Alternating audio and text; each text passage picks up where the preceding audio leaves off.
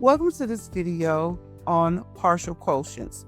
We're going to look at how to take a number like 625 and decompose it into manageable pieces of what we're dividing by. So think of a large piece of land that has 625, an area of that, and we want to break it apart into different pieces. So we're going to decide to use 625 and 600 plus 25, and we want to make sure that each one of those pieces are multiples of 5.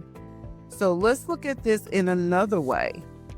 Let's look at this as breaking apart the dividend, which is the 625 that you just saw, and we're going to break that down into 625 as we just mentioned, and we want to look at that and see what it yields. So if you think about how many groups of 5 you can get out of 625, this is called a partial quotient strategy. So let's think about the multiples of 5. And we're going to start with 5 times 12, which is 60. We're going to go a little bit further than that. So we're going to also look at 10 times 60 equals 600. So 5 times something gives us 600. Yes, 5 times something gives us 600. So when we continue, you should have gotten 120. So we're going to take the 600 from the 625, which is how we got our 5 times 120. And we're going to look at what we have remaining. So we have 25 remaining.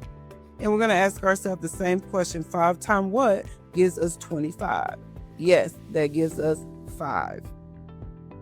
5 times 5 is 25. We're going to subtract that from what we have left, and we end up with 0. So what we just done is going to help us find our quotient. 5 times 120 is 600, and the 5 times 5 is 25. So let's get our answer. When you add those two partial quotients together, you get 125. Let's review. We have 625 divided by 5. We know that 625 is the dividend, 5 is our divisor, and 125 is the quotient.